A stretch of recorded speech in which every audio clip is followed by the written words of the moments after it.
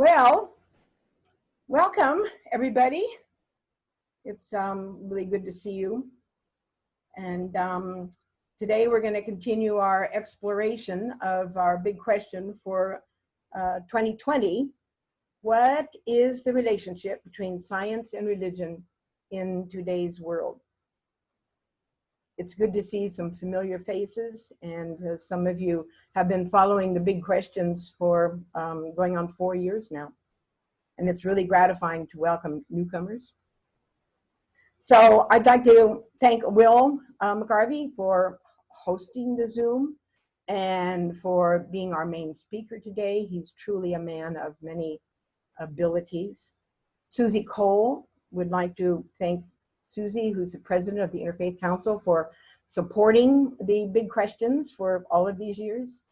And special thanks goes out to the Big Questions Committee, Ruth Ahern, Channing Miller, and Gloria Sunshine.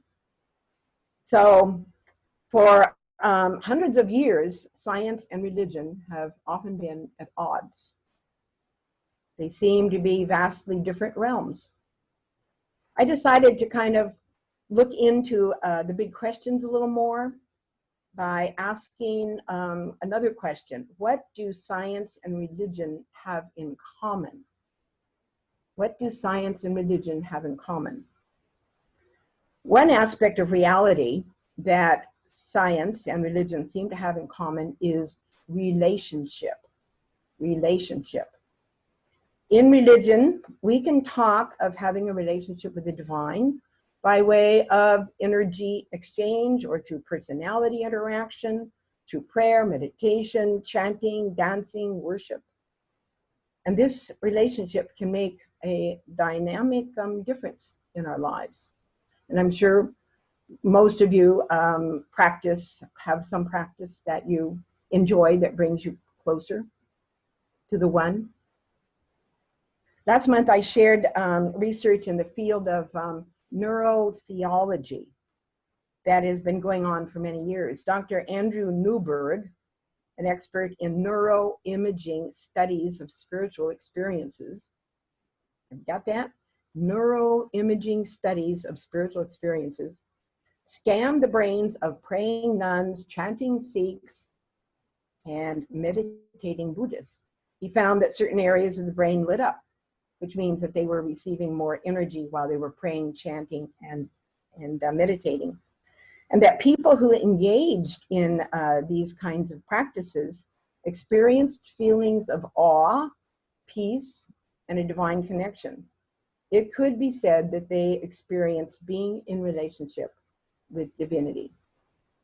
Then I stand for an understanding of relationship in the world of science, and not being a scientist and barely understanding the stuff.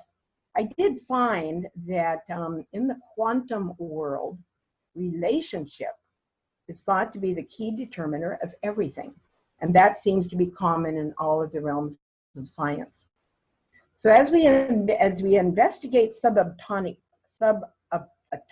particles, they are observed only as they are in relationship to something else. Margaret Wheatley, an organizational theorist in systems, said in her book, Leadership in the New Sciences, the unseen connections between what were previously thought to be separate entities are the fundamental ingredient of all creation. So the relationship between atoms, electrons, molecules can be seen as the patterns and energy of life. Think of astronomy, the relationship of the planets, the suns to each other. And if you will excuse the example, even in virology, dealing with the coronavirus, relationships is necessary between the virus and its host in order for it to replicate. Just another example of science. Everything alive or that has energy can be described as an open system that engages with its environment and continues to grow and evolve, to be in relationship. So a case can be made that science and religion have a common foundation, relationship. Now, it is my pleasure to introduce Reverend Will McGarvey. He serves as the Executive Director of the Interfaith Council of Contra Costa County and as pastor of Community Presbyterian Church of Pittsburgh. He did his studies at San Francisco Theological Seminary, where he specialized in spiritual practices and the theology of the environment. Reverend Will is active in many justice-seeking endeavors, including LGBTQ inclusion, comprehensive immigration reform, hunger relief, affordable housing, poverty alleviation, and peacemaking in Israel and Palestine. After Reverend McGarvey speaks, there will be a time for questions and comments from you. Maybe raising your hand, is a good way. Let us know you'd like to speak. And then we will break out into smaller groups for more personal sharing. So at this time, please welcome Reverend Will McGarvey. Thank you so much, Sarah. So glad to be here with you. And we'll light a little candle to recognize that Spirit is always with us. I also want to give thanks to Chris Palmer, who gave the last presentation in this series, and he's with us today. And good to see you, Chris, and other folks that are here with us. As we, let me get ourselves set up here. And can you see that? All right. Great. That will let me see if there's still people joining our conversation. Thanks so much. And so glad that we're here together today, and especially thinking about this topic on science and religion. I just wanted to share our new logo for the Interfaith Council of Contra Costa County, which includes our new motto, Caring, Diversity, and Compassion. And then you might see this a little bit more with the name inside of the circle of our interfaith groups of faith traditions and life philosophies that are a part of the 108 congregations, monasteries, and retreat centers, and individuals who make up the Interfaith Council of Contra Costa County. And as I was thinking of this, I wanted to just recognize that when we come to these kinds of conversations, that we often come with a lot of our own history, a lot of our own cosmology, and just recognize that our ability to be able to be in conversation really does depend on where we've been and how we have been in communion and conversation with others. So as we come to this moment, I love this quote from Stephen Hawking. It surprises me how disinterested we are today about things like physics, space, the universe, and philosophy of our existence, our purpose, our final destination. It's a crazy world out there. Be curious. We're also living in an amazingly diverse time as we are learning more and more about the natural world. So one of the first things that I did when I started my ministry was I signed on to a clergy letter and started using and becoming a part of this movement, at least within the Christian tradition, where people, especially religious leaders, were invited to sign on to this clergy letter project. And I'm going to share a little bit of that. But if you could see, there's over 17,000 religious leaders from different groups that have signed on to this letter over the years. 15,642 are Christian, 830 are rabbis, 684 are Unitarian Universalist clergy, 75 Buddhist clergy, and 54 humanist clergy. Humanists are the latest group to be added to the federal approved groups of folks of faith traditions and life philosophies to provide chaplains in the federal penitentiaries. So this Dr. Michael Zimmerman is the person who put together this letter, and it basically says, within the community of Christian believers, there are areas of dispute and disagreement, including the proper way to interpret Holy Scripture. While virtually all Christians take the Bible seriously and hold it to be authoritative in matters of faith and practice, the overwhelming majority do not read the Bible literally, as they would a science textbook. Many of the beloved stories found in the Bible, the creation, Adam and Eve, Noah, and the ark, convey timeless truths about God, human beings, and the proper relationship between creator and creation, expressed in the only form capable of transmitting these truths from generation to generation. Religious truth is of a different order from scientific truth. Its purpose is not to convey scientific information, but to transform hearts. We, the undersigned Christian clergy from many different traditions, believe that the timeless truths of the Bible and the discoveries of modern science may comfortably coexist. We believe that the theory of evolution is a foundational scientific truth, one that has stood up to rigorous scrutiny, and upon which much of human knowledge and achievement rests. To reject this truth or to treat it as one theory among others is to deliberately embrace scientific ignorance and transmit such ignorance to our children. We believe that among God's good gifts are human minds capable of critical thought, and that the failure to fully employ this gift is a rejection of the will of our Creator. To argue that God's loving plan of salvation for humanity precludes the full employment of the God-given faculty of reason is to attempt to limit God, an act of hubris. We urge school board members to preserve the integrity of the science curriculum by affirming the teaching of the theory of evolution as a core component of human knowledge. We ask that science remain science and that religion remain religion, two very different but complementary forms of truth. Some folks, like my colleague who's in Pacific Grove here, Dr. David Loy, who's an author of multiple books, actually added some statements of their own to why they signed on to this document. He said, "I'm a scientist deeply appreciative of Michael Zimmerman's initiative and clergy letter project because of my firm conviction that we all treasure as humanity, all that we treasure as humanity is doomed unless progressive science and progressive religion can form a close working partnership to combat the grim thrust backward of regressive religion and regressive science."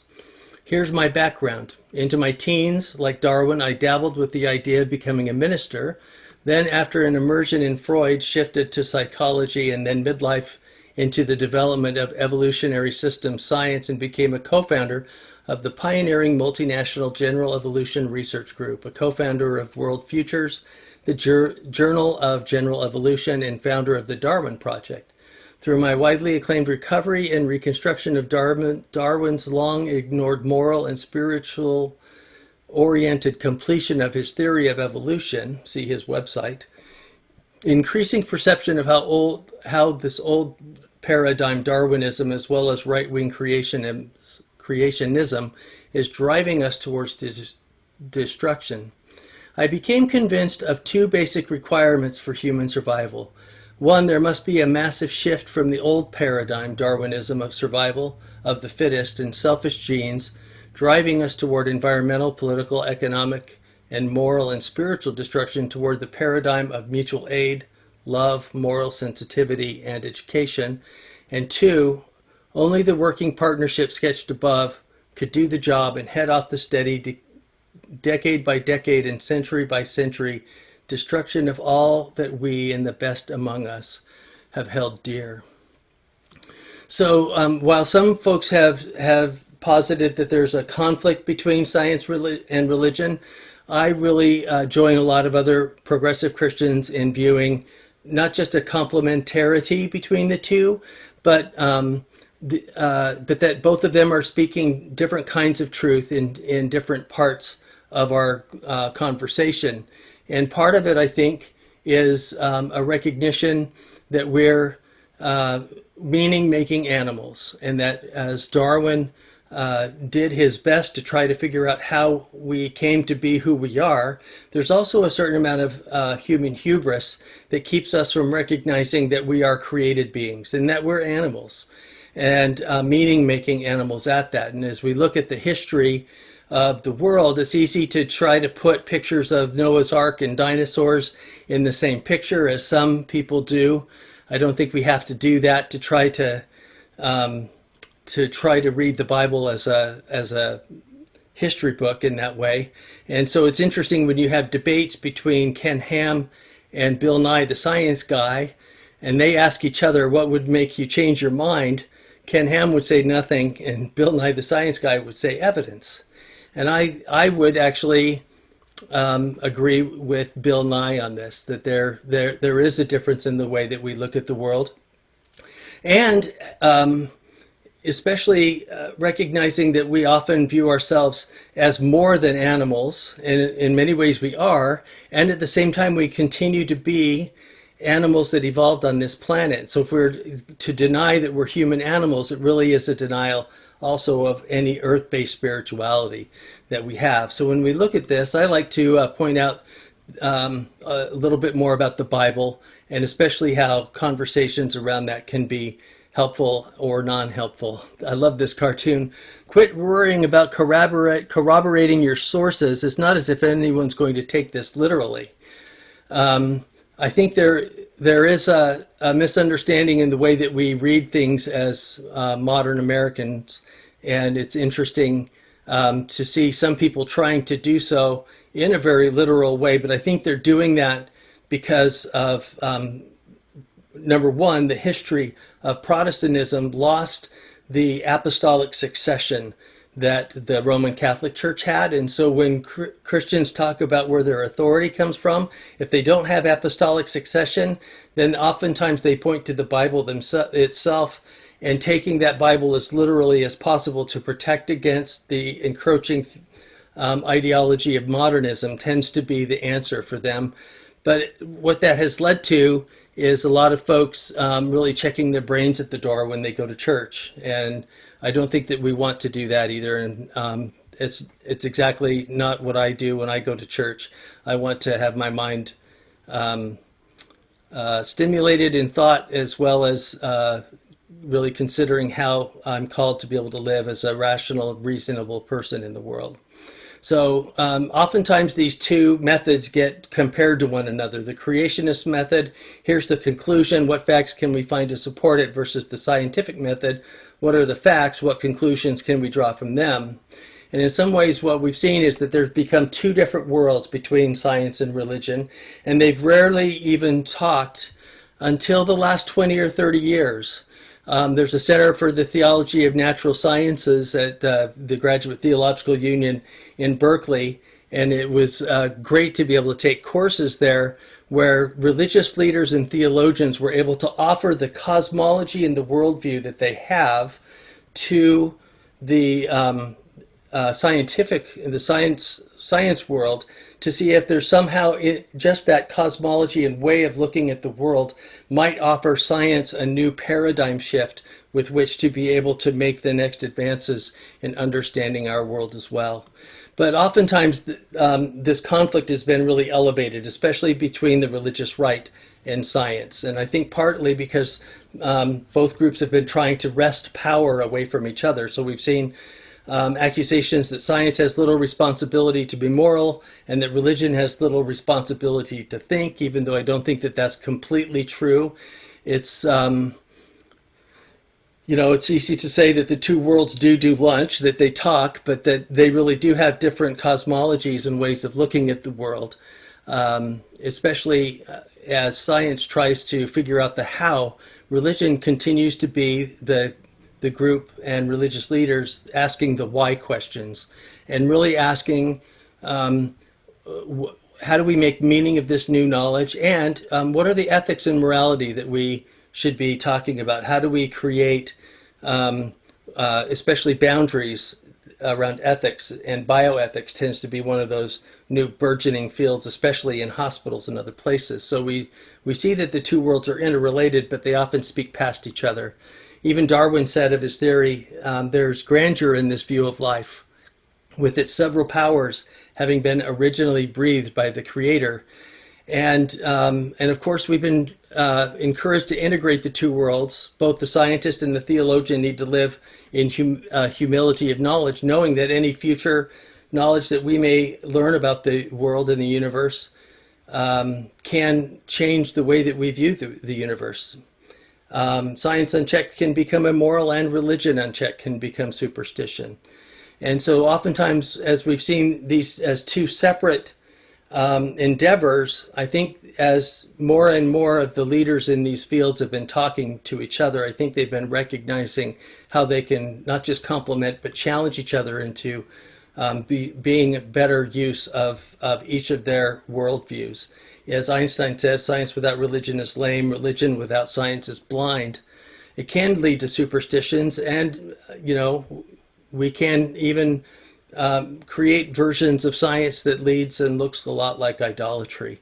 I love this statement from the Dalai Lama: if science proves some belief of Buddhism wrong, then Buddhism will have to change. That really is where I would view myself as coming down as well.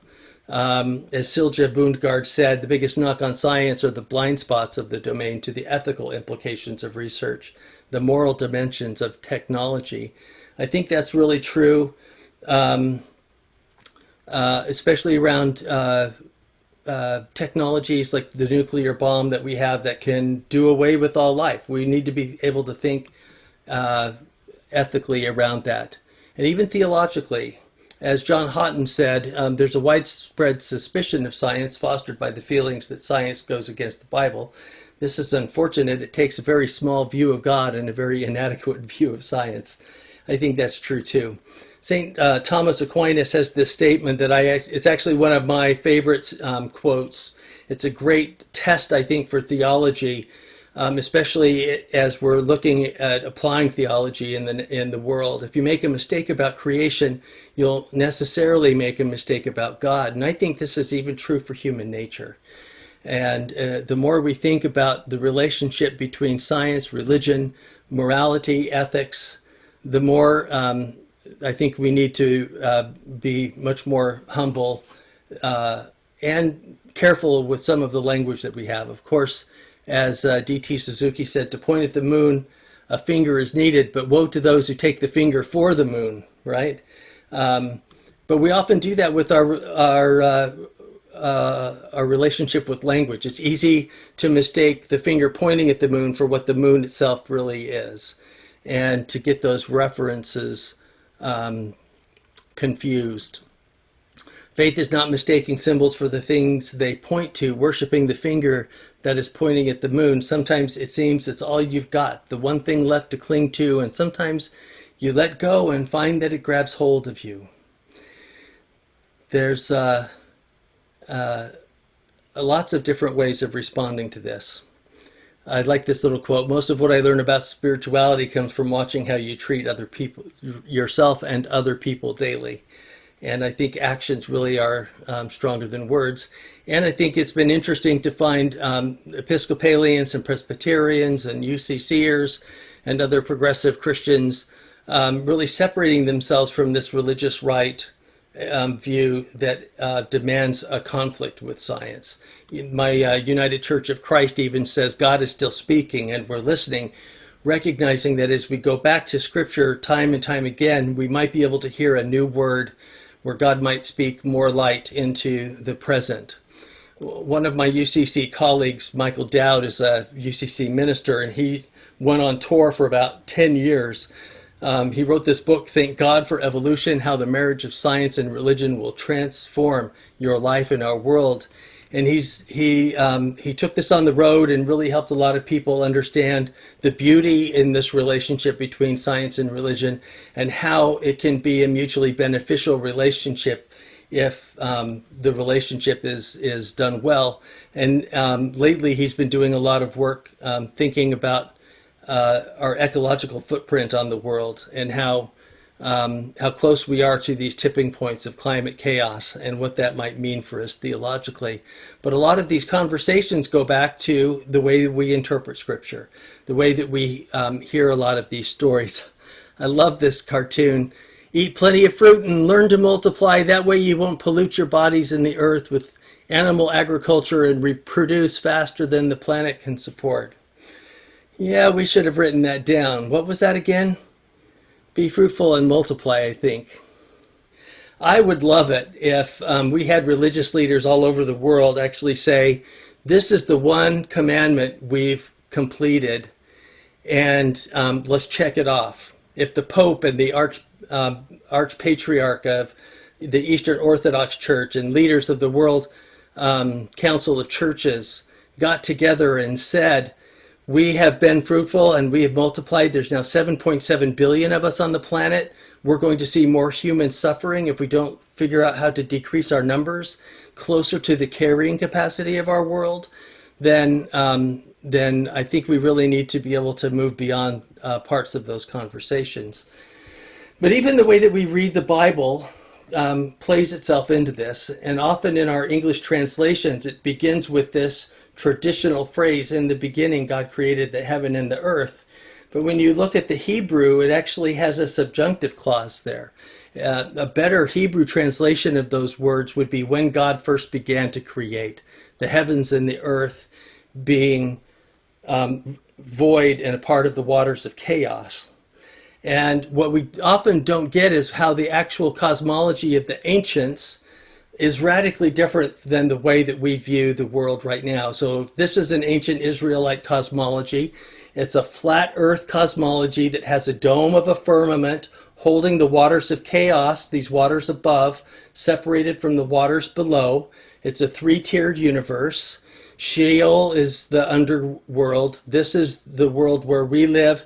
God lives above those waters of chaos in the heavens.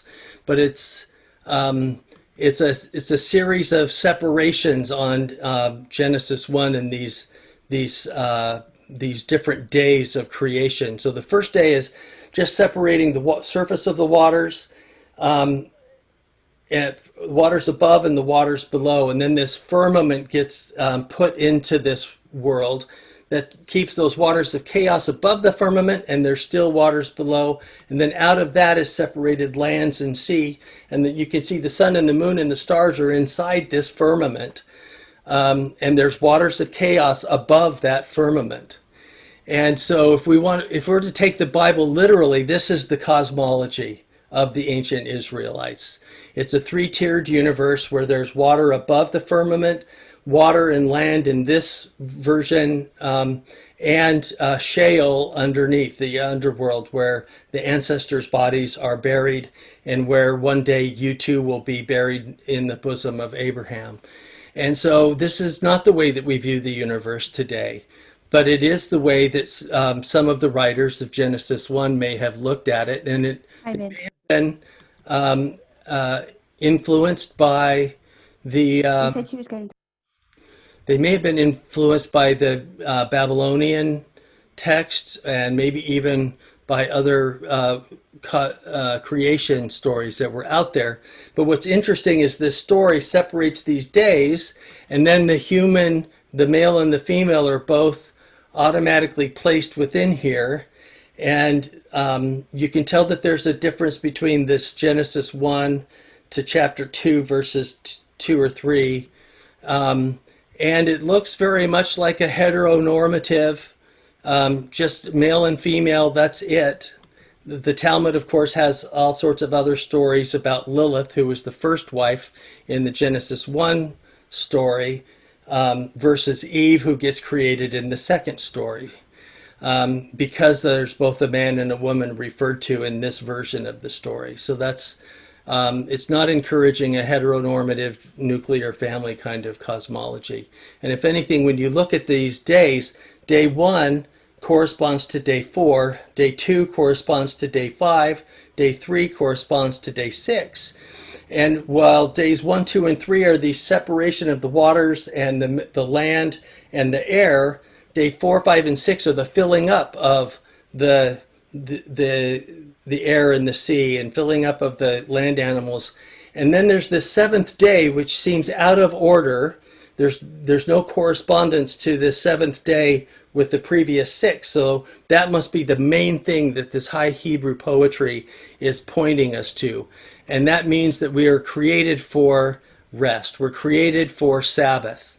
And just as the birds were created to fill the air and the fish were created to fill the seas, the land animals were created to fill the land. Humans kind of come at the end of this, and even God rests from their work. That means that the point of the story is Sabbath, that we were created for Sabbath to be able to enjoy the fruits of our own labor.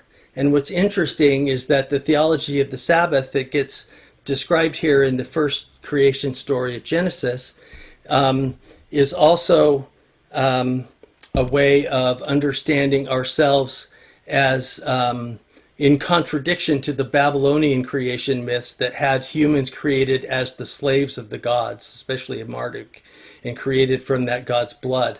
So it's an idyllic picture that we're created to be able to enjoy our life here on earth. We're created for rest. We're created to be able to enjoy the fruits of our own labors, to be able to be a part of community, to enjoy life. And I think that's the simplest, most literal way we can interpret Genesis 1.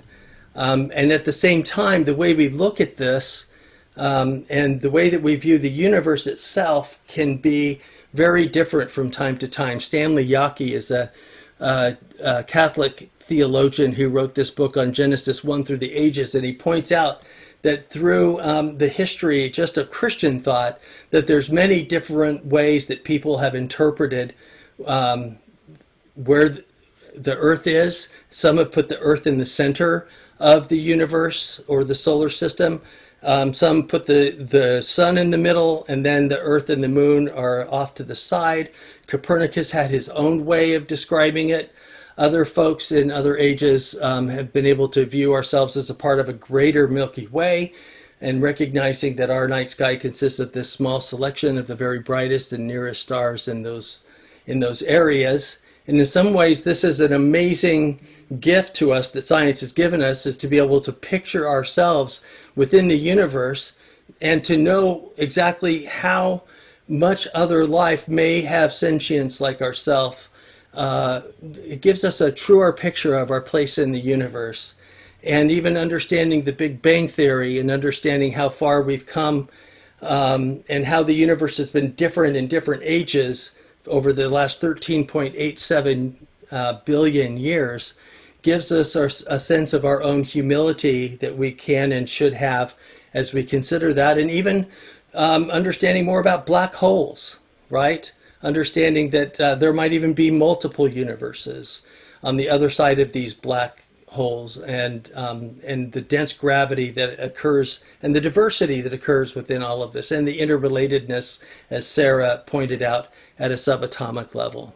So some of the folks that have been most helpful for me are process theologians, and I'll be talking a little bit more about this later, but I just want to give you a brief introduction that process theology sees the universe as creative, interrelational, dynamic, and open to the future. In process theology, God is relational, present in every moment of our lives and in all entities and levels of being. The world is interconnected, in effect, a giant ecosystem where what harms or blesses one harms or blesses all.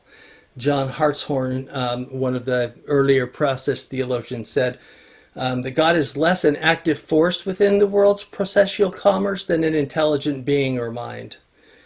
And his God is less a force of some sort than a personal being who interacts with the other mind-endowed agents through personal contact and love. Hartshorne wants neither to separate God from the world too sharply, nor yet to have to be pantheistically immanent in nature, an intelligent world-separating being who participates experientially in everything. And I think a lot of this is in response to the world that God is omnipotent and omniscient and all-powerful and all-present and able to be a puppet master over the universe. And it's a rejection of that kind of philosophical description that God has to be all-powerful in order to be God. And if anything, it allows God to be a part of the universe that lures us into our best selves. And I'll say a little bit more about that in a few minutes. Let me take a little diversion by just pointing out a different creation story. Here's a portion of Plato's Symposium as he tried to share this creation myth that humans were originally created with 4 arms and 4 legs and a head with 2 faces. And fearing their power, Zeus split them into 2 separate parts, condemning them to spend their lives in search of their other halves. And this is where we hear perhaps influences us in thinking that that we have a soulmate somewhere. and that this ancient Greek creation myth said that we were originally created as two people in one, and that God somehow cut us in half because we were too powerful with 4 arms and 4 legs.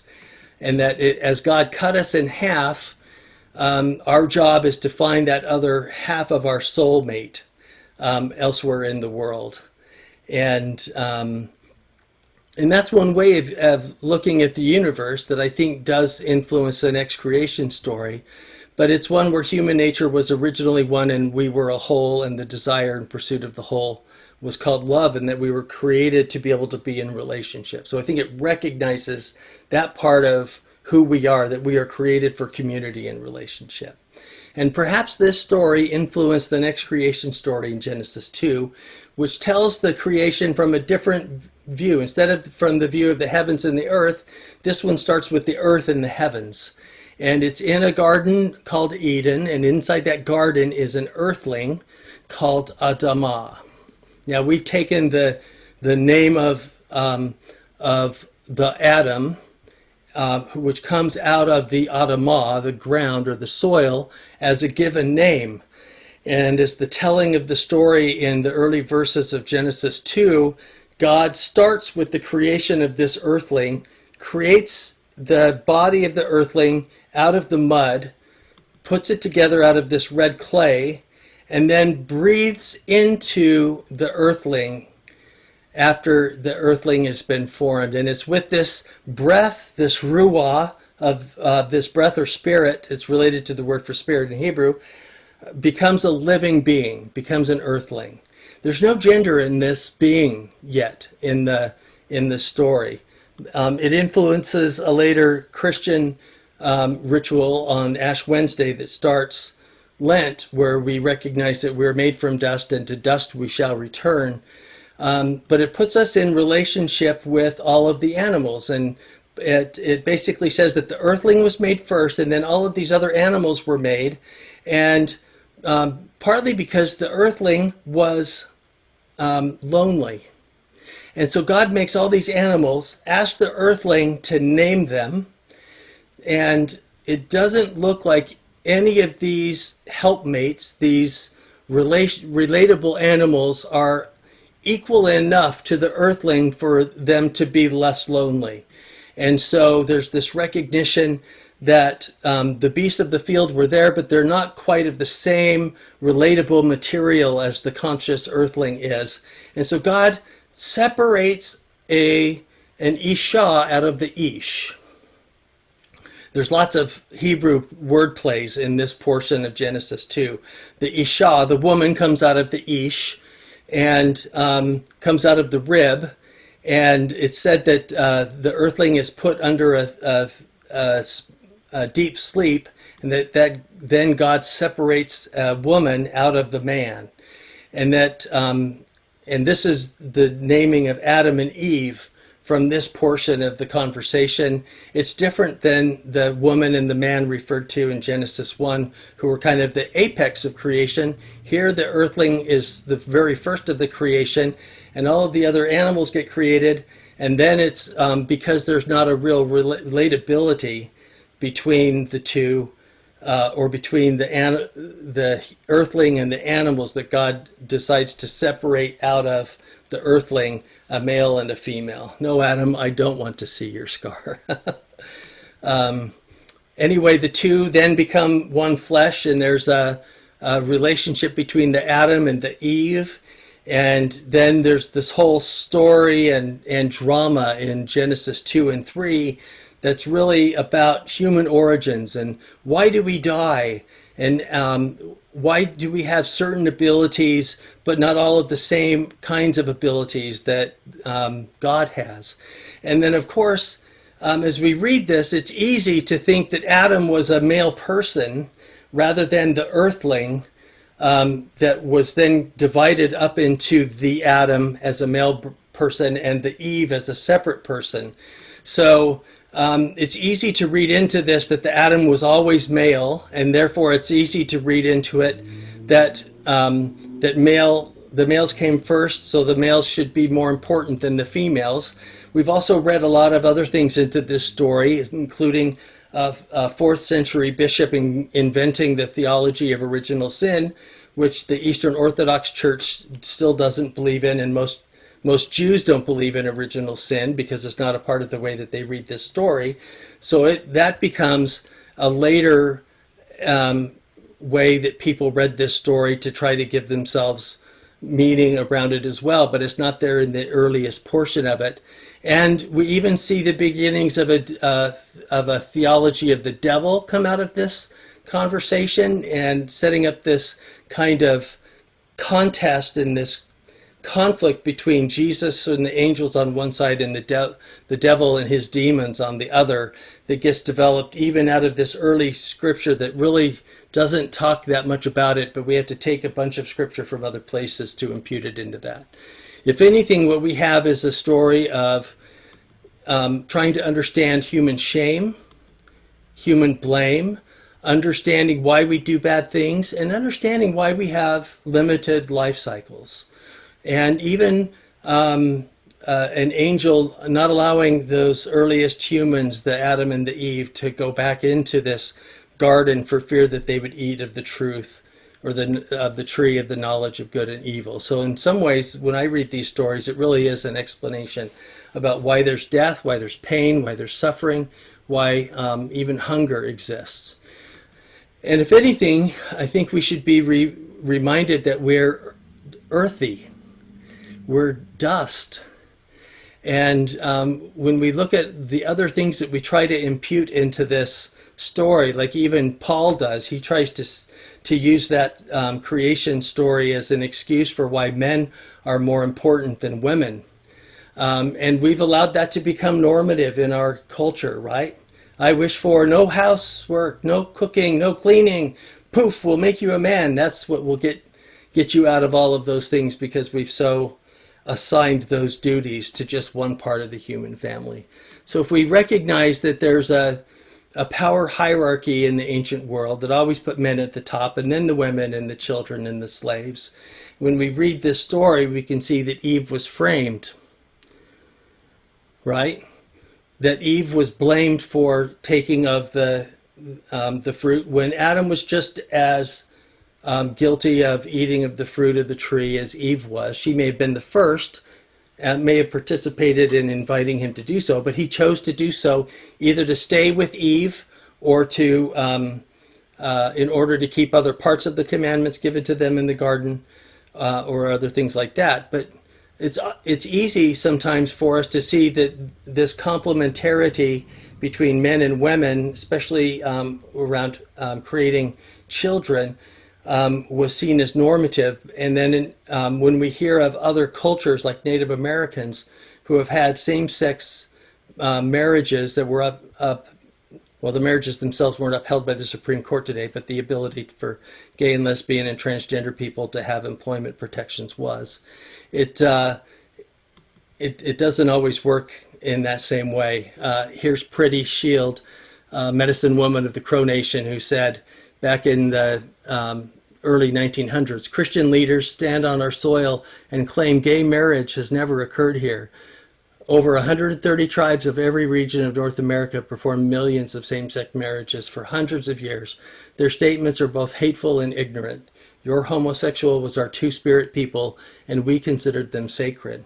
In fact, many of the two-spirit people were seen as people that should become medicine men and medicine women, to be able, because they were able to speak to this world and the next. They were seen as spiritual leaders because of their sexuality or their gender identity.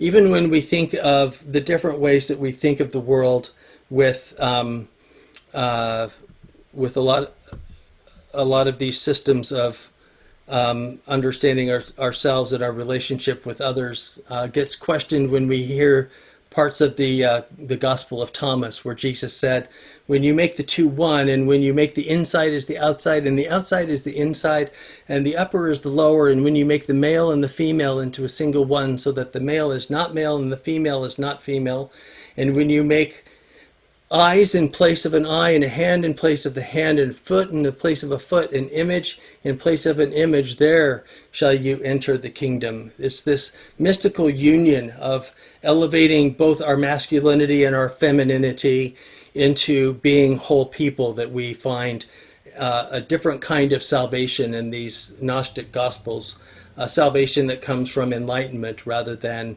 atonement.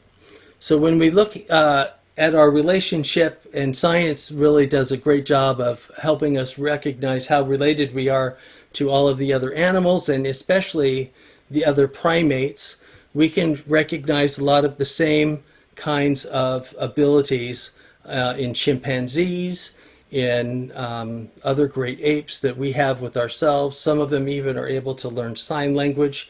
And when we look back in this world, we can see that we're related to all other mammals, to the same rodent-like being that lived 65 million years ago.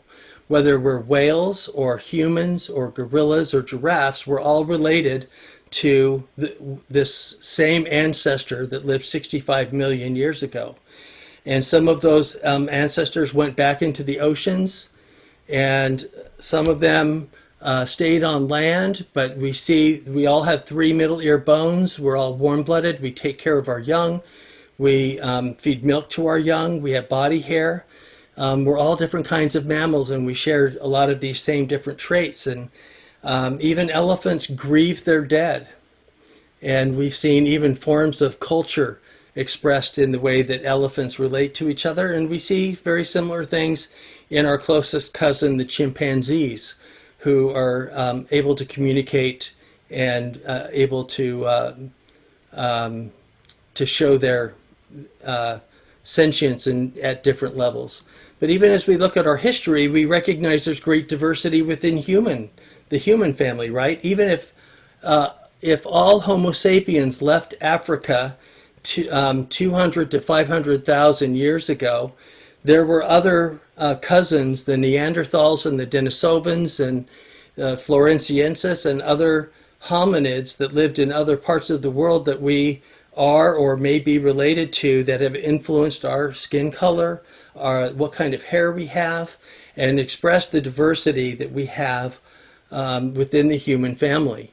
And this points out that we're all related, number one, and that we're co-creators with God. When we look at this diversity, we're able to, and the abilities that we have as human beings, we're also able to co-create and change the world that we're in. And what we've lost as Westerners is that sense of communality that we see among the Ubuntu theology of South Africa, of others, because we've kind of taken on this hyper individuality. In some ways, we're reclaiming this communal interconnectedness with all nature, because what we're seeing in our science and what we're even reclaiming in our theology is that we're all one. And I think a part of that is, if you'll give me 5 more minutes to get through this last portion of my presentation, is because of some really radical theologians that were also scientists. And one is my favorite, Pierre Teilhard de Chardin, who was silenced by the Catholic Church. He was probably 2 generations ahead of the Church, scientifically and theologically. We're just now starting to claim and understand a lot of the things that he was saying. I think he influenced a lot of process theologians as well. But he said the day will come when, after harnessing the ether, the winds, the tides, gravitation, we shall harness for God the energies of love. And on that day, for the second time in the history of the world, man will have discovered fire. He's encouraging us to see our evolution in the future more as a spiritual evolution. So this process theology, seeing the universe as creative, interrelational, dynamic, open to the future. In process theology, God is relational, present in every moment of our lives and in all entities and levels of being. The world is interconnected, in effect a giant ecosystem where what harms or blesses one harms or blesses all. It recognizes that there's these 2 worldviews, science and religion, And both of these worldviews can go even deeper into their own world, and they need to be more in conversation with each other. And especially around these questions: how can I have a faith that honors both science and the Bible? And why does God cause bad things to happen? And especially trying to understand theodicy, because I think a lot of our definitions for God tries to protect God from being capricious, and especially an all-powerful God that is all good. We wonder why that God doesn't do more to bring about real change towards the good in this world. But when we understand and see and trying to make one cosmology or worldview out of both our science and religion, we need to put them into conversation more. Whitehead, another early process theologian, said you cannot shelter theology from science or science from theology, nor can you shelter either of them from metaphysics, or metaphysics from either of them. There's no shortcut to truth. So he says that there's two ways to do theology. You can do it confessionally, which is kind of where the history of Christianity has done it, coming up with various doctrines based on a supernatural, infallible origin, considering itself immune to rational critique. Or you can try to do it in a more transdisciplinary way that brings science into play, committed to the assessment of the validity of religious beliefs, rejecting the idea that truth claims are immune to criticism, and interested in the truth and the coherence of our worldviews, and changing our worldviews if we find that they don't work anymore. Because in many ways, this supernaturalism or deism on the left, where God works and affects on the world, is very different than the pantheism that we saw of the ancient world, where God and the world are the same, or atheism, where there's just a world and there's no divine presence there. In panentheism, which is the place where most process theologians come to, there's this overlap between where God and the world interrelate, right? And it's different than supernaturalism, where God only answers prayers the way God wants to, but it may not be what you want. This basically moves on from saying God has to be omnipotent or almighty or all-powerful, to be more focused on the omnipresence, the everywhereness of God, and that God doesn't choose to abandon or to abuse our free will, but God is persuasive and lures us with this love power into the world that God is trying to create, and we can either participate in that or not. Does that make sense? This shared power in process theology is really the power of being, the power to affect, the power to choose, the power to love. And it's this interdependence between God, who invites us into this world that might lead us towards a better future, and our ability to answer that lure with our own lives and actions. So Whitehead's passion was determined to take all of the evidence, both spiritually and scientific, into account, to create one rational scheme of thought that's better for science and religion, a harmony of truth, and to overcome the real problems facing civilization. Religion and science can both be dangerous when they don't take the other into account. That's an important piece that Whitehead offers to us. And he says that the main science for science was naturalism, sensationalism, atheism, or materialism, whereas religion, the main problem is supernaturalism, or potentially superstition around some kind of way of looking at the world that has no claim on what we know about the truth and about the world. And here's the interesting outcome of this, because this process worldview invites us to have cultural humility, to understand our own tradition in relationship to other traditions and to other religious and scientific systems of thought and truth-making. So it invites us to view other religious traditions as beneficial in their own right, and that encourages us to know someone from other traditions so that our understanding of our own religion can grow as we are in interrelatedness with other folks. So it's a move from exclusivism to just inclusivism to pluralism, and it really encourages pluralism rejecting the belief that my religion is the only one with saving truths and values, divine inspiration, affirming the beliefs that other religions provide saving truths and values for the practitioners of those traditions, and affirming the idea that every great religious tradition is based on some true insight into the nature of reality, and may have come out of a specific cultural or historical place, but that we're going to be more able to understand our own religion when we're in relationship with people of other faith traditions, and knowing more about our neighbors and their faiths, believing that God loves all people, preventing more violence done in the name of religion, and increasing our friendships, creating communities of diverse religious communities, having an expectation of religious diversity rather than expecting everyone to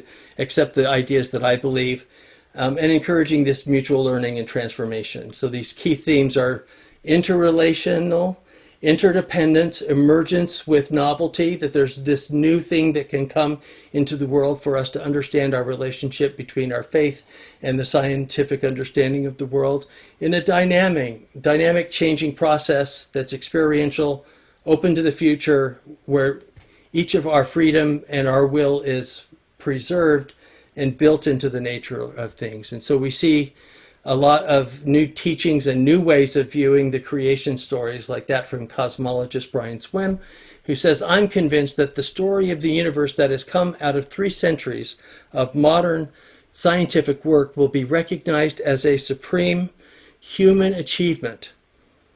The scientific enterprise's central gift to humanity. For the first time in human history, we now have a creation story that is not tied to one cultural tradition, this new Big Bang, nor to a political ideology, but instead gathers every human group into its meaning. We're in the midst of a revelatory experience of the universe that must be compared in its magnitude with the great religious revelations, and we need only to wander about telling this great story to ignite a transformation of humanity. That's a huge paradigm shift, right? When we think of how that makes us and encourages us to think of the world in different ways. Thomas Berry is one of my favorite theologians. He's also a geologist, so I call him a geologian. In his book, The Dream of the Earth, he says, the basic mood of the future might well be one of confidence in the continuing revelation that takes place in and through the earth. If the dynamics of the universe from the beginning shaped the course of the heavens, lighted the sun and formed the earth, if this same dynamism that brought forth the continents and the seas and the atmosphere and awakened life in the primordial cell and then brought us into being and guided us safely through the turbulent centuries, there's good reason to believe that this same guiding process is exactly what has awakened in us our present understanding of ourselves and our relationship to this stupendous process. Sensitized to such guidance from the very structure and functioning of the universe, we can have confidence that awaits the human venture. And this encourages us to be more relational, not just with other humans and recognize the diversity within the human family, but also that we are interrelated and have relatives with every other part of the natural world. This takes away this illusion of separation that I think we have come to rely on, especially in the West, that has encouraged us to be hyper-individualistic and to grow in our own ways. So let me just end with this prayer, a version of the Lord's Prayer in new words. Wondrous God, lover of lion and lizard, cedar and cactus, raindrop and river, we praise you for the splendor of the world. We thank you that woven throughout the tapestry of earth are the varied threads of human diversity. Created in your image, we are many colors and cultures, ages and classes, gender and sexual identities. Different and alike, we are your beloved people. Free us, we pray, from fears of difference that divide and wound us. Move us to dismantle our attitudes and systems of prejudice. Renew our commitment to make this a household of faith for all people of every culture and stripe, that not all who worship and serve here may know the grace and challenge of faith. In our life together, grant us minds and hearts eager to learn, reluctant to judge, and responsive to the leading of your loving Spirit. In your many names we pray. Amen. Whew. take a big deep breath with me. Thank you, Will.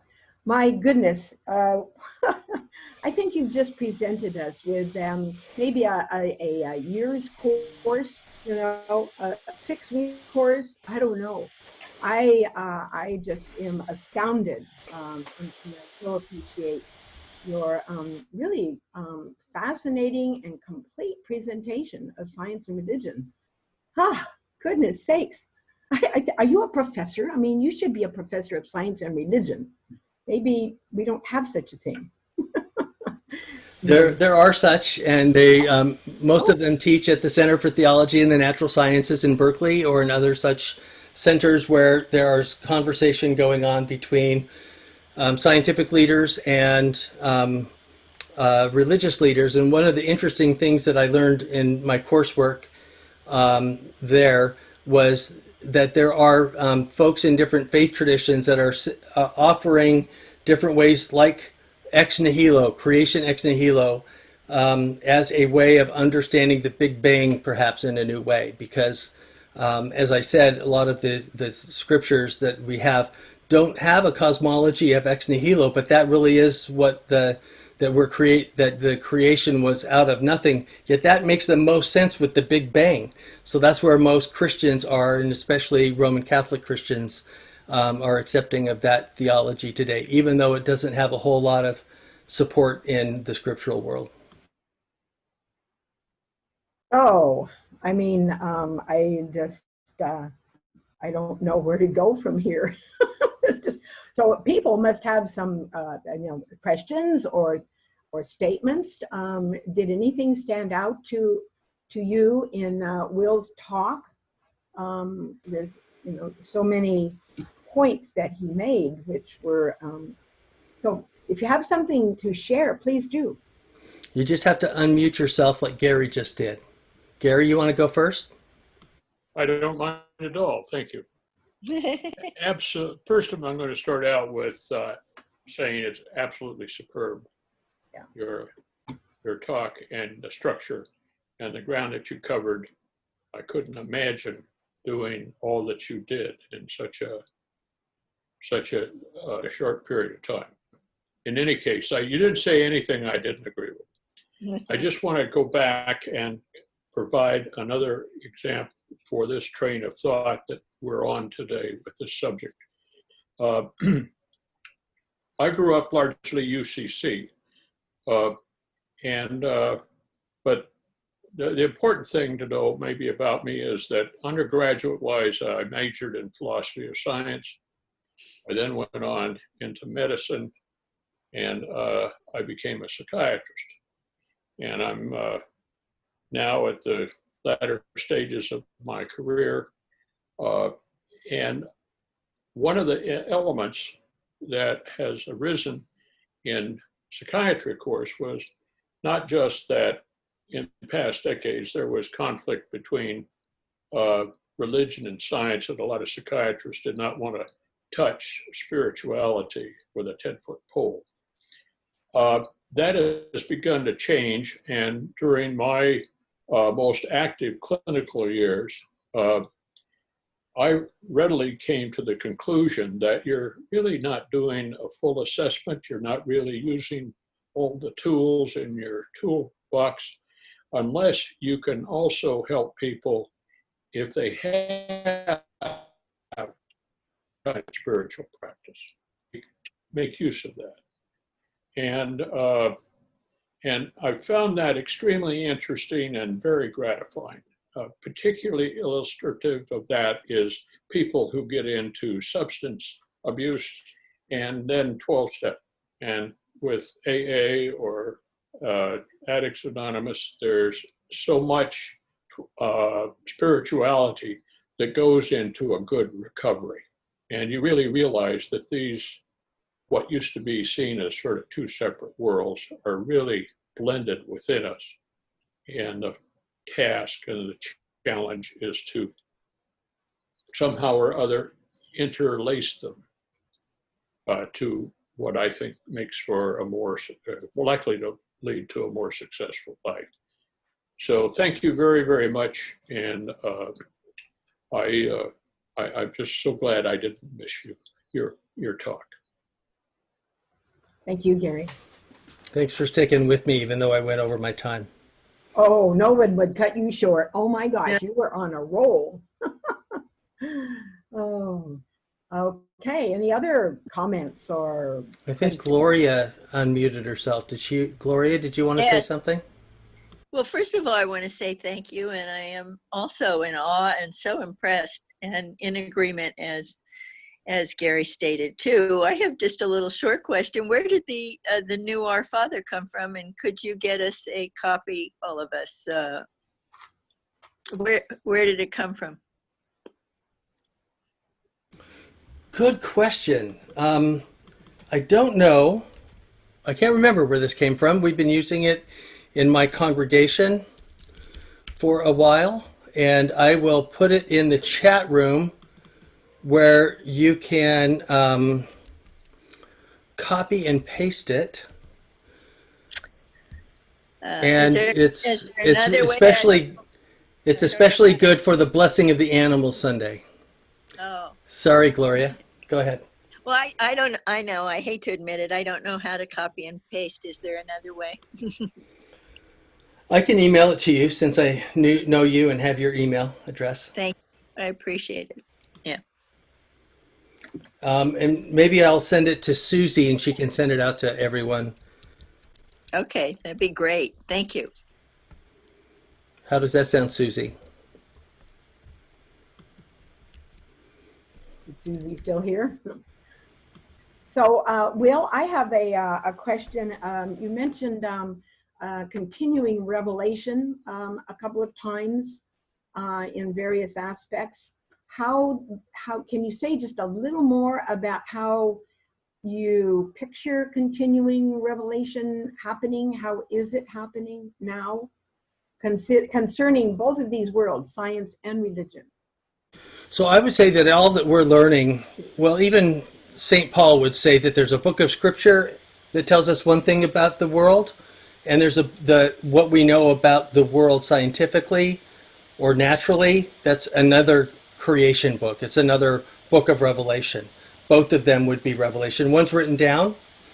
One is everything that we learn from nature in and around us. So that's definitely a part of the Christian tradition. There's also a part of our tradition that wanted to close that canon in the 400s to have agreed upon books that say these are the books that we'll do our liturgies from, and that's why there's 24 books in the Christian New Testament. They followed the same number of that the Jews put into the Tanakh, the Torah, the Netubim, and the Ketubim, the Torah, the writings, and the prophets. When Protestants did their Reformation in the 1500s and 1600s, many of them left deuterocanonical books out, what kind of were in between what was called the Old Testament or the Hebrew Scriptures and the New Testament were these other intertestamental books, Wisdom of Solomon, Judith, Tobit, the Maccabees, and those stories. Most of the Protestants don't view them as canonical. Most Catholics and Eastern Orthodox and Episcopalians do. So that would be one form of revelation that gets canonized through ecumenical councils or through recognizing those books.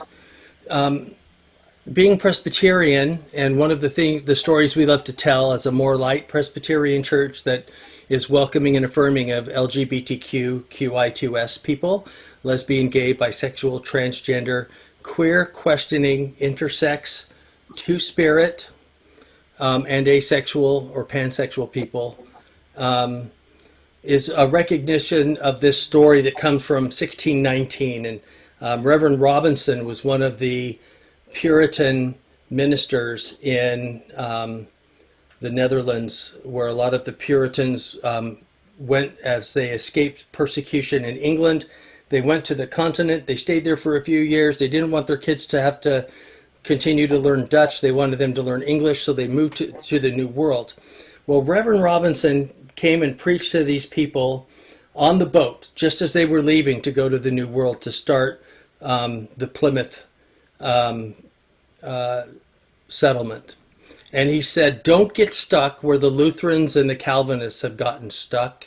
God has more light and truth within the scriptures themselves, that as you read them, as you study them, as you ask the questions of how this applies for us today, God's going to give you more truth and light as you study those scriptures in its context that will answer the questions that you may have that the ancients never asked. So the UCC tradition is the God is still speaking. This is where it comes from. It's from this story of Reverend Robinson. And it's this recognition that we don't have to change the books themselves, but as we read them with our modern mind and our rationality, we can ask God and the scriptures that are there, we can test them to see what God might say to us today. And one of the ways that people have been doing that is around whether or not they should welcome their gay and lesbian children and transgender children into the family of faith. And as people look at the Bible and read it according to the way St. Augustine said that we should, according to the law of love, the more we read in the Bible, we see that there's some stories that are kind of against gays and lesbians in the Bible, and others point out that, yeah, Jonathan and David really did have a relationship, and it looked like it was more than just blood brothers. And they really committed themselves to each other as a couple, even though both of them, or David was given other wives and eventually became King David, and was given many, many wives and concubines during the peace treaties that he did when he was a king. There was this recognition that he was maybe bisexual and that he had this relationship with Jonathan. And so by going deeper into the context of the Bible itself and interpreting it according to the law of love, we can see that that there are queer people in the Bible and that they are included. Jesus is approached by a centurion who asked Jesus to heal his sweetie pie. In the Greek, it's kind of this term of endearment. And Jesus heals him even at distance without questioning the relationship between the centurion and his sweetie pie. And so the more people are reading closer in the text, the more that they're recognizing that maybe what they'd been told from tradition about not accepting gays and lesbians as full members of the congregation didn't have to be exactly that. And there's been new ways of looking for new light and new ways of interpreting the scriptures for what God might tell us today. Thank you. Thank you. Does that answer your question? It begins. It's a beginning, yes. Channing, I think you wanted to say something, and Robert wanted to say something. I don't know which Robert, but so Robert Ash. Oh, Robert Ash. Okay, Robert Ash, go ahead. Unmute yourself. Yes, you mentioned apostolic succession, and it sounded like that would lend an authoritative validity to interpreting biblical scriptures. Can you speak more about that, Will, please? And thanks for the presentation. Sure thing. Yeah, apostolic succession means more to Catholic and Eastern Orthodox Christians than it does to Protestant Christians like myself, especially since it has created a whole, not just a tradition of interpretation, but what has become authoritative, and not just statements, but authoritative acts in the name of God. So that was very similar to Roman culture, and it was easier for folks to accept that as part of Roman or Eastern Orthodox culture, and in that way the churches mirrored the kinds of authority and appeals to authority that came from a hierarchy. What we saw with the rise of the Protestant Reformation was very much iconoclastic against that level of hierarchy and recognizing the abuses that occur in certain portions of the political and religious hierarchy, and sought to reform those. Especially around indulgences, according to Luther, but even Calvin later had a lot of the things that he was trying to create that was what he thought were reforms that were needed to make the church more consistent with the biblical witness. And because he was a lawyer, he came up with a big thick book called The Institutes of Christian Religion. That was his explanation, that we don't have to have a magisterium or apostolic succession, but we can do it because we are able to read the Bible with our own minds, and it's the authority of Scripture itself that becomes the basis. So there are two different appeals to authority, one based on knowledge and one based on tradition and the hierarchy. Does that make sense? Did I answer your question? Hey, Channing, you had a question, statement? Well, thank you so much. I remember asking you a few weeks ago, or saying to you how much I was looking forward to your presentation. And you said, well, gosh, I have several speaking things coming up for that. And I'm just amazed at how comprehensive and thorough and expansive your presentation was. I mean, every single part of it really enlightened me. So thank you so much. My question is, could you maybe provide us with three books or three pieces of reading material that would be really helpful for people who are, in many different situations? Many of us are retired. We were looking forward to exploring new ideas and expanding our knowledge. And I think that would be really helpful. I myself have not read Brian Swim's book yet, but I do have it. And so I was just wondering if you could maybe list about 3 to 5 books that would be really good reading for us. Okay, so a lot of the things that I've shared today are based on my own interpretations and my own understanding of Genesis and church history. You may not find it in other places, so because some of it's my own religious anthropology. I'll mention The Cosmic Christ by Matthew Fox, which is on creation spirituality. And I think this is, I'm adding it to the email to Susie that she can share with you all. I think this is one of the most radical books for modern Christianity, because it tries to help us see the story of the Bible through an experience of spiritual practices that enable us to reclaim an earth-based spirituality.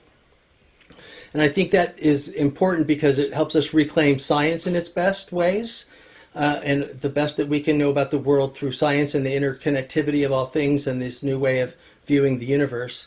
And it sends us back to our church history, and especially for Protestants like me, for many of us, we didn't grow up with spiritual practices that were central in the monasteries.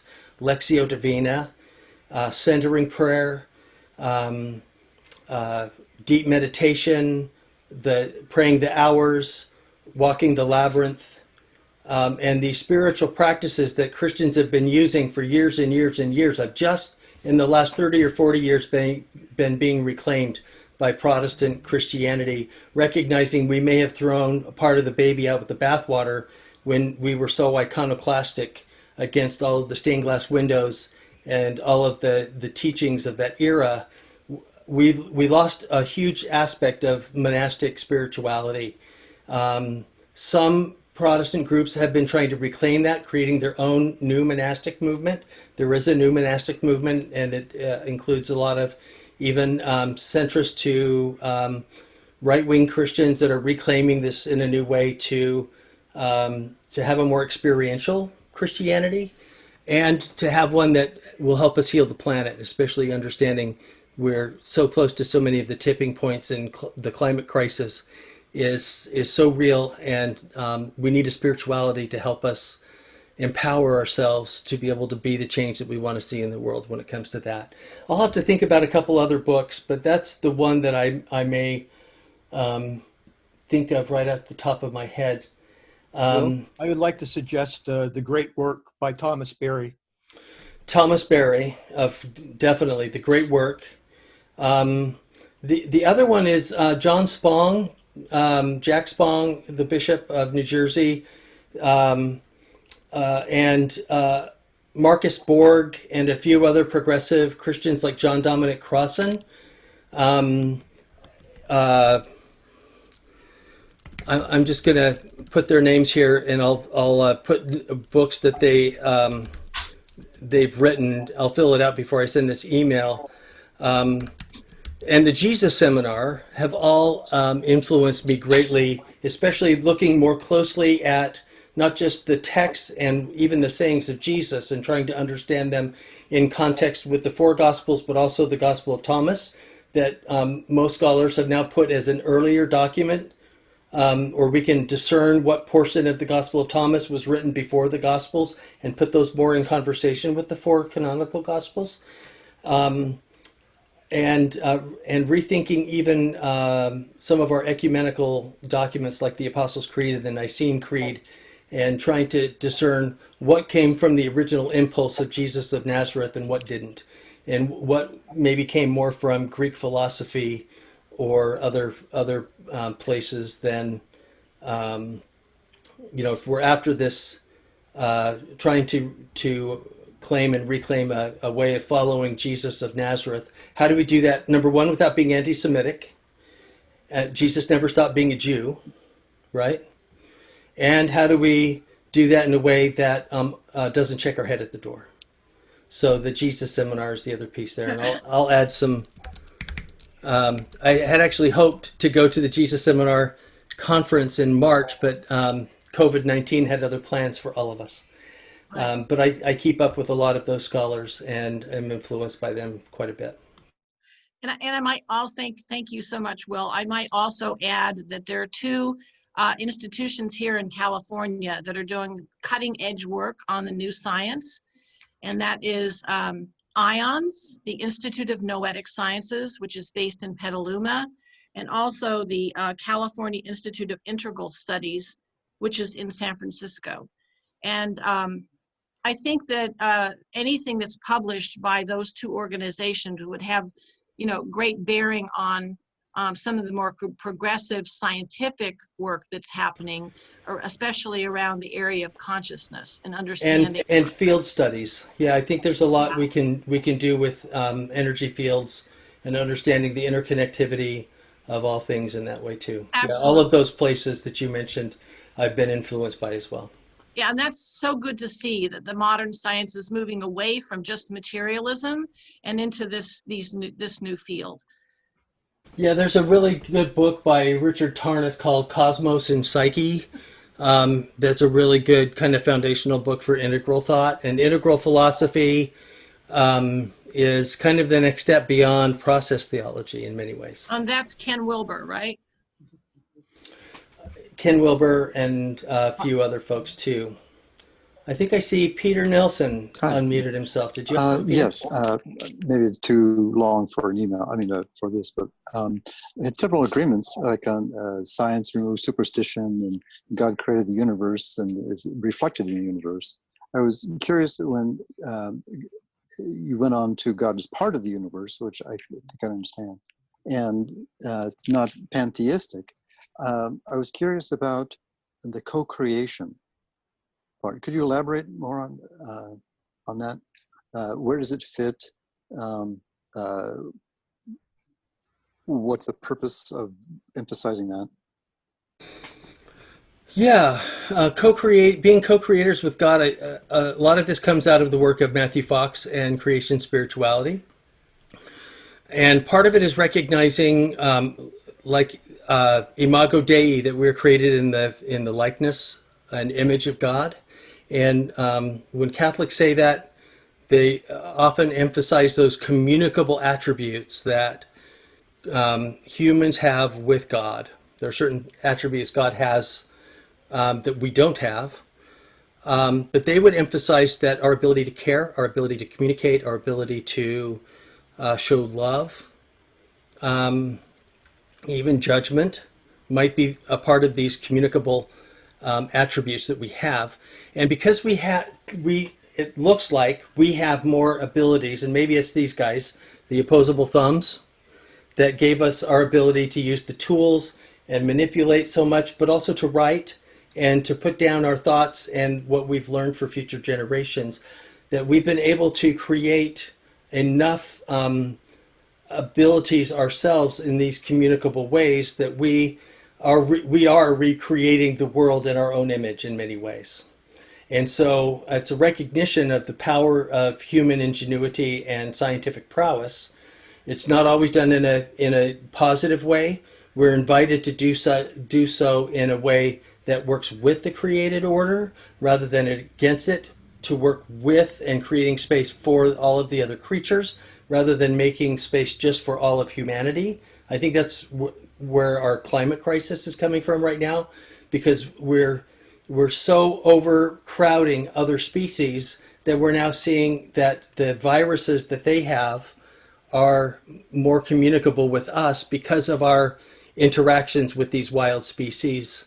That if we gave them their space to be able to have enough space for the bats and the pangolins and all of these other wild animals, if we weren't using all of the space to create food for humans, but allowing space beyond just the deserts for other animals to be able to exist, then I think we'd be more in balance in that way. But it's more or less this recognition that our consciousness and our learning and aptitude allow us to participate on whatever lesser level with the ongoing creation that continues to go on, that we participate with God in that because of our scientific prowess. Yeah, thank you. I have a question. Can you hear me? Yep. Go, Robert. Yeah, okay. I enjoyed the lecture. You're very well informed. I have a couple of questions about atheism and what you're thinking is atheism is very popular today. I'm talking about people like Dawkins and Harris and Hitchens. And do you see atheism as people that are uninformed or unevolved? Or why did God create the atheists?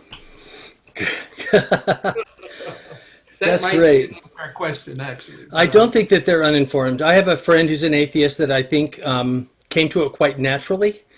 The way he describes his growing up, he never had a fascination or a question about a divine creator. He was very much interested in understanding the scientific processes and physics that go into the creation of the universe as we know it. And he never had a tendency, spiritual or religious tendencies at all.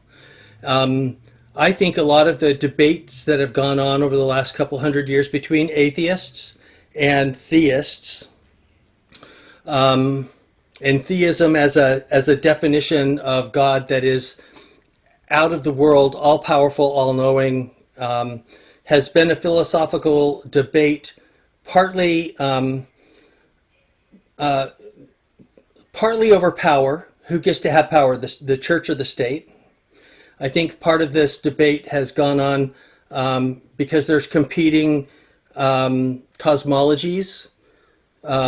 One that everything is created and held up by God versus that there's not a creator or a divine being at all, and that everything could have been created in very naturalistic ways through the mechanisms that we now understand around evolution. But in some ways, I think atheism grew up as a response to the philosophical theism of the Middle Ages and the modern era. And they've been having this conversation for the last 200 years. And most of the rest of the world has moved on to a postmodern world. But I think this is a conversation that goes on in the modern cosmology, because they're both trying to have preeminence in that way of viewing the world. Most of the rest of us have moved on and said, you guys just go over there and have your fight over there. We're gonna allow folks to believe in the best of science and the best of their faith tradition and work out what that means, recognizing that there are multiple truths in the ways that we understand the world and a God or not. But all of our language for God is metaphorical. It's based on myths, models, and metaphors, right? As Sally McVeigh would say, who's also a process theologian and an environmental liberation theologian. And all of those metaphors break down at some level. So if we say that God is definitely a father, the metaphor that Jesus offered to his disciples is that God is like your daddy. And you can be as close to this God as you are with your daddy. And it was somewhat novel during his time. It wasn't completely novel. There were other Jews saying the same thing. But he was basically saying, you all can have the same mystical experience with God that I have. And if you follow my ways, then you will be able to live that out and show the people that you live around that that you can live like it's heaven on earth, even under Roman occupation. And other folks would want to say, no, that metaphor of God as Father is central, and it has to be literal. And this is where the competition between the cosmologies and the metaphors and the myths and the models come into play. I do think humans are complex enough to be able to hold different myths and metaphors and models for what the divine looks like or how we experience it at different times of our life in different ways, and even in self-contradictory ways, because we're meaning-making animals and we use a lot of the metaphors and models and myths in understanding our world. And for me, I really like the model of the universe itself as the divine, that God and the universe are one and the same. So I have a less personal view of God. Other people,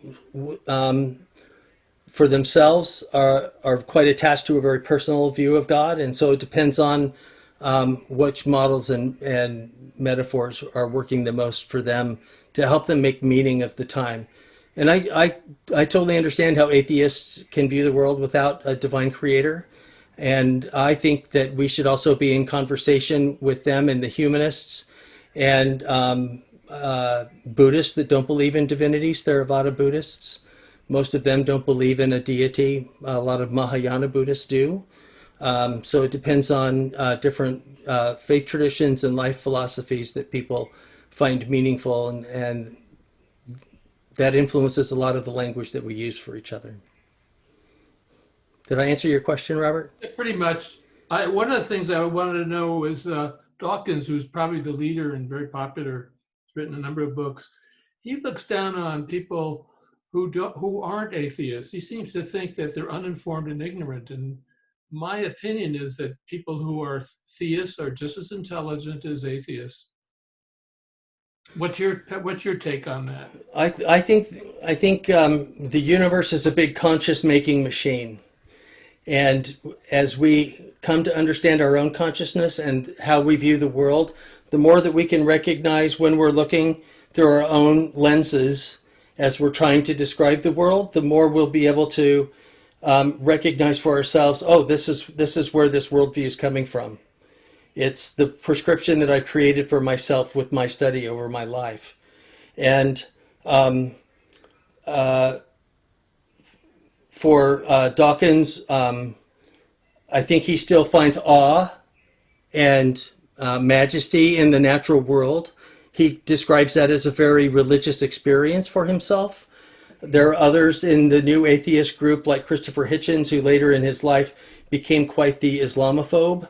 Sam Harris had some times like this as well, but he's tended to walk away from a lot of those things where he's tended to focus on all Muslims as terrorists. And it's really too bad that Christopher Hitchens, I think, shamed his previous academic and intellectual ability by using an ad hominem attack against other people without recognizing that this is a system that works for them and makes meaning for them. But I think a part of it is just recognizing that we're all individual, unique human beings. We all have different experiences in our lives that influence how we view the world. The more we can sit around a table and understand each other, I think the more we'll be able to have the give and take that helps us sharpen our own thinking or our own ways of viewing the universe, and might give us aha moments from an atheist or a Buddhist teacher that is powerful enough to help us see the interconnectedness of all things and to reclaim different parts of the religious and philosophical inheritance that we all have as humans. Good, thank you very much.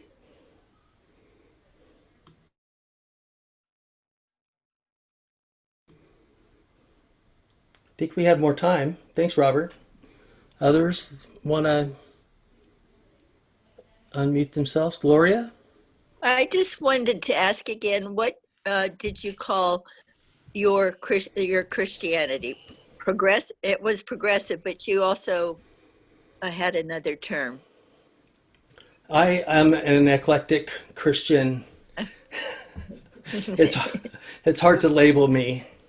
In some ways, especially because I've influenced as much by the Jesus Seminar and academic disciplines of church history and such, that I'm a progressive, justice-oriented Christian. I would also say that I'm into creation spirituality.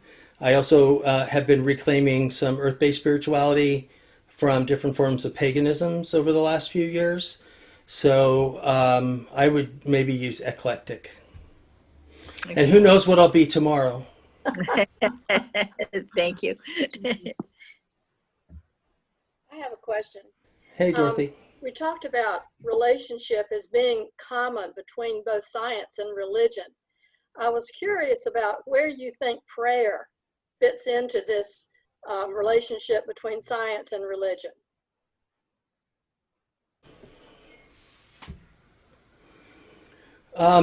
So prayer is one of those places where we can either use prayer as a form of asking or demanding that the universe agree with us and do what we want it to do, or we can view prayer, and I think, let me just share this real quick.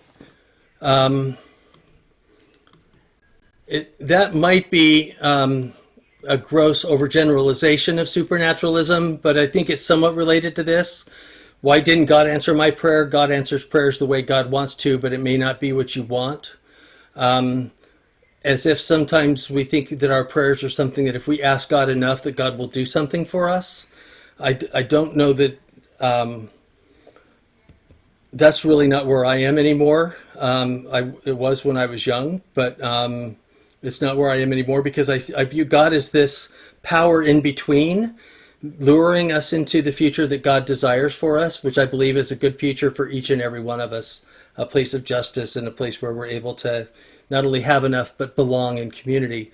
So I think prayer is a spiritual practice that allows us to be able to train ourselves, whether it's with centering prayer, to be able to calm our hearts, to be able to not just let our wishes for whatever perfect future we hope for in the future, but it's a form of solidarity with people in need.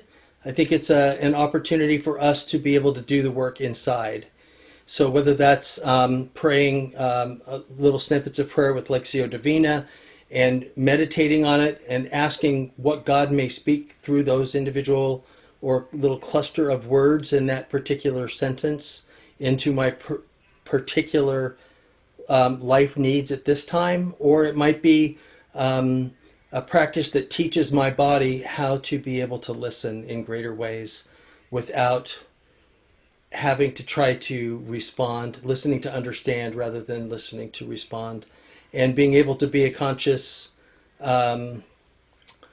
peaceful presence for other people because of my meditation practice and my centering prayer, those kinds of things. So it's a little different view than prayer as asking for God for the goods.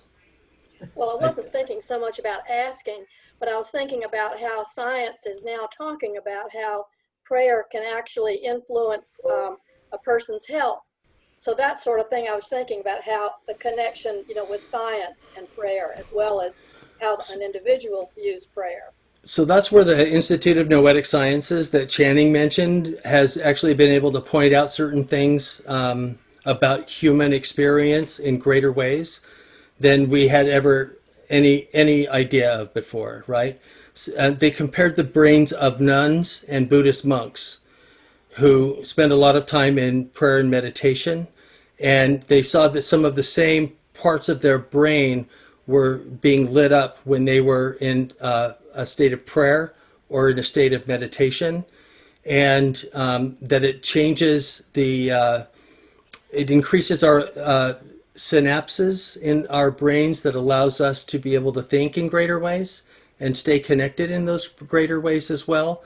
So I think science is showing us how beneficial prayer or meditation can be, and how what the spiritual practices themselves do to our physiology and our ability to be present for other people. Yeah, I think that's a part of the diversity of the human family. It's interesting that we see very similar spiritual practices among people in very different parts of the world. Some of it's very inward, some of it's very ecstatic. In college, I did a class on religious anthropology, and I went to a Quaker silent meeting and a Pentecostal service, and I compared how both groups were after the same kind of spiritual experience, but they were going about it in radically different ways. Does that make sense? Yeah, I understand. Thank you. And isn't there also some evidence that prayers from individuals affect people far, far away, and in plants and so on, that prayers have an actual physical effect in the world? And I don't know if any of us understand that connection, but do you have any thoughts on that? I think it's connected to field theory, and our like the Earth has a magnetic field that comes out of the North Pole and helps protect our planet from solar rays. Our bodies have, and especially beginning in our heart, has an electromagnetic field, and it looks a lot like the Earth's magnetic field. I don't have one of the pictures of it right here where I could show you, but I preached on this in my church. Have you ever had one of those experiences where the little hairs on the back of your neck goes up and you can tell that someone's behind you? I think it's because this electromagnetic field that actually goes farther beyond what we can reach with our fingers is a part of the electromagnetic experience as humans. And when we focus our energy and our prayers on the needs of another person or with other people, you've had that experience where you might have been in a group and you're holding hands and there's like a little spark in between your hands, and you can kind of feel that energy between each other as you have put your intention together to be able to create whatever it is that you're creating with your group experience at that moment. I think there's an aspect of that energy that's a very real part of what it means to be human. I think you're right, Ruth.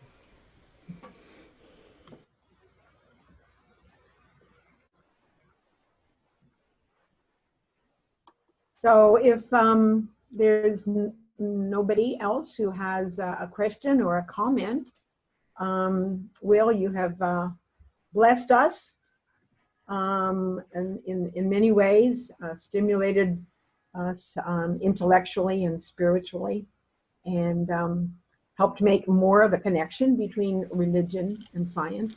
Ed may have unmuted himself to ask something. Okay, good. I was wondering if in physics, quantum non-locality is something that has more of a spiritual aspect than a physical aspect, because it seems to be beyond what's possible under theories of Einstein or anyone else. It's easy to just assign that to spiritual, or to assign it to just part of the basis of the quantum weirdness and the interconnectivity, that even when we're looking at this particle, it's affecting this other particle on the other side of the universe that it's somewhat connected to. But it's only when we're looking at it that it changes this particle. If we look at this particle, then it changes this particle. But when we're not looking at it, then it's Schrodinger's cat yet, right? And we don't know exactly what it's going to look like. I would hesitate to automatically say that that's more spiritual versus quantum physics, but it could be that we're using just two different metaphors for the same thing. Well, I was thinking of the speed of the signal, which it has been said to be faster than the speed of light. Yeah, that's the quantum weirdness that Einstein was pointing to. That I think is we still don't have a real grasp on. How can these particles be so connected that it's faster than what we think is a constant, like the speed of light? You're right. Thank you. We could call it spiritual. We could call it something else, and I think we tend to have a little bit more humility about that because we don't know what science is going to find in the next 50 years. And we don't know what paradigm shift is necessary for us to think of the world in different ways, for us to even grasp that part of the universe. That's the hardest part, is how do we prepare our minds to think of a different way of being. It was the hardest thing for Einstein and some of these other folks, is how did they think of the universe in a non-Newtonian physics way. What's interesting to me is that theologians are offering scientists new ways of thinking of the universe that might give an opportunity for the scientists to be able to think of the universe in such a different way that they might be able to make some leap forward in our knowledge of the nature of all things in the midst of those questions. So it takes a certain theological humility for us to offer that without demanding that everyone believe like we do. Thank you.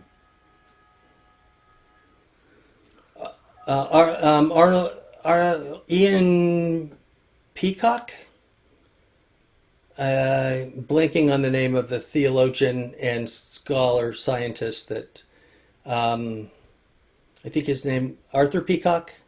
I'm blanking on his name. Randy, are you still on here? Do you know? He had to go.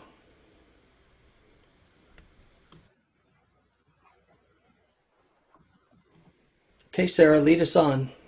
Well, I think that, we're going on 2 hours, and you've put out some excellent ideas for us to go away and think about. I feel like I should just go and sit for about 2 hours and let it all just sort of flow through me or let it all go and think about it in my dreams tonight. But I certainly appreciate your sharing, Will, and your knowledge in so many different fields and the way that you bring them together. The integration and the relationship that many of these different aspects have. And I very much appreciate your emphasis on there probably are as many, it's been said, there's many different religions as there are people, as there are individuals. And I really appreciate your emphasis on that. And yet to be able to find out about and understand the aspects of somebody else's spiritual life that you can kind of weave, as I've said before, a golden thread into your own personal foundation for religious beliefs. I too am pretty eclectic, and I bet most people that are interested in science and religion find themselves to be gathering information from a number of different sources, because that's where those two fields lead you. So, do you have anything else to say as an ending? I just say thank you, and thank you to the participants. And if there's nothing else, then we'll see some of you in about a month for the next presentation of the big question. And who is presenting then? Kate Boisvert. Boisvert, yeah. Thank you. Boy, how do you say it? Boisvert. Boisvert. Ah, French, huh? Boisvert. So, and she represents Sufism reoriented. But she's also an astronomer. Oh, is she? Oh. She taught astronomy at Black Diamond Community College. Wow. Well, there we go. There's science and religion. So that'll be interesting to hear her. So I can't quite remember the date. July, it's the third Monday, whatever it is, but I'll send out, the notice to the list. And all of you people who have been on this should be on that list also. So thank you, Will. Thanks for sticking around for extra time. Oh my goodness. couldn't do anything else. Thank you, Will. Bye. Thank you very much. Thank you. Thank you, Bye. everyone. Have a great day. You too. Take care. Bye-bye.